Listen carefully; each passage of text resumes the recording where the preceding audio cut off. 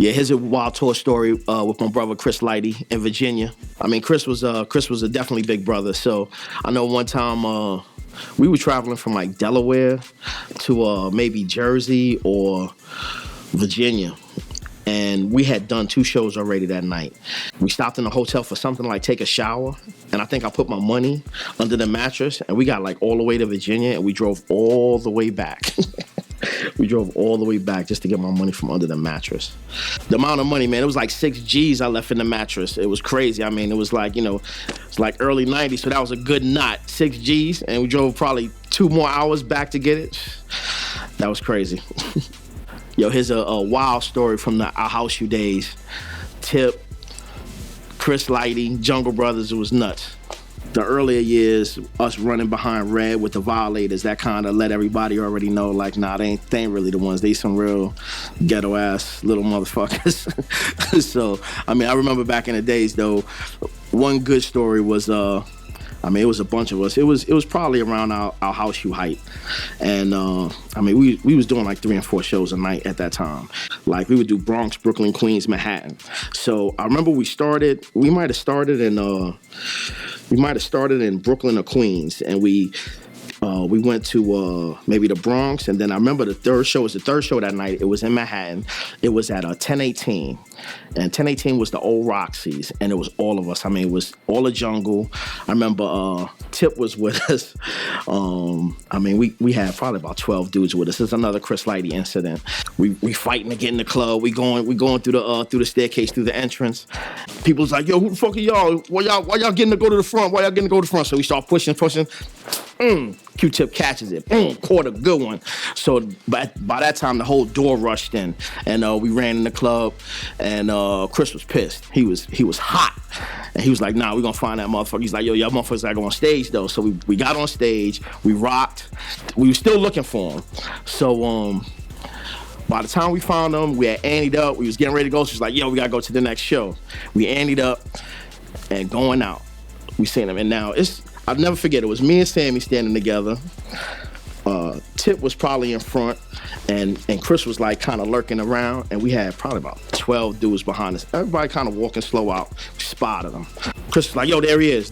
Yo, Tip, you better hit him. Yo, Tip, you better hit him. Yo, Tip, hit him. He went down, and it was off to the races from there. But that was mad funny. Chris, boy, he had a trigger on that wrist. That's all you hear. And then at the end of the night, yo, you seen that? Yo, he's definite headbanger, but never really had no problems on the road. I think all the New York stories got out by the time we really hit. Even early on, because early on we was hanging out in Latin quarters and all of that, so people was like, oh, this, that. Yeah, Chris was the one that clipped him, because Tip was a little slow on the draw. Here's a story I'll never forget with Chris Lighty outside of MK at Queen Latifah's birthday party with special guests, Wesley Snipes, Bobby Brown, and Chris Rock. It was Queen Latifah's, I think it was her 25th birthday. We were outside, we got there late, and we were standing outside to get in, and this was around the time that certain people was starting to hate on Lighty, his business acumen and his formidable force, and people started to hate on him for that, and you're gonna have that. And we were standing, it was just 4 or 5 of us standing in front of MK's, which is an old bank. These 2 guys in front of them turned around and they shanked him across the chin and left a mark on his chin, it was a shank as a razor, And I just remember he just backed up real quick, and I said, damn, you're bleeding, And before I could say anything else, it was like this guy, both the guys were kind of laid out on the floor, and we had this red velvet rope that goes into the gold medal poles. Those were pulled out. We started hitting him with that. Pops was standing there. He kind of turned away and walked away. Then the guys got up and ran out. And they ran through the back door, and Lighty was like, yeah, okay, they're going through the back door. Then we didn't even get in the party yet. We get into the party. I guess we had made a phone call, and there was some violators in there already. And by the time we got in there, I ran downstairs to tell Red what happened. By the time we got upstairs, the fire marshal was there. I saw somebody get thrown through a fish tank. It was like a Hollywood brawl.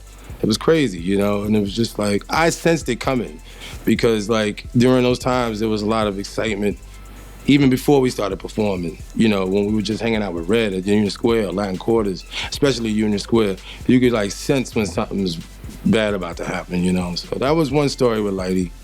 I mean, there were other stories. I mean, it wasn't all violent and stuff like that.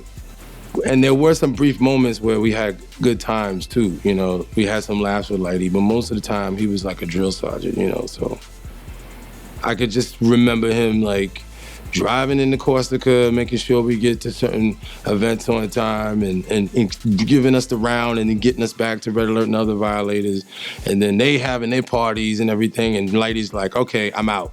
Settle up with the money and then he'd drive back up to the Bronx and keep working. He never stopped working. He just kept working constantly. I think he thrived off that more than enjoying the music. I'm still thinking that's some sound guy or whatever, and he's going, da, da, da, da, da, da, and I go, huh? And he just stole on me. Pop and clocked me like right around here. Like he got me good. You got to school your own. You have to get knowledge of yourself from your own.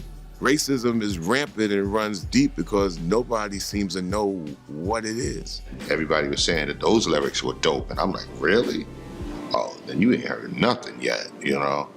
So, I mean, you know, I always felt like, you know, yeah, when I started taking myself serious at MC, I thought that I had something special for the game. Creativity is going to change the planet for us. And artists are the ones that's going to lead that.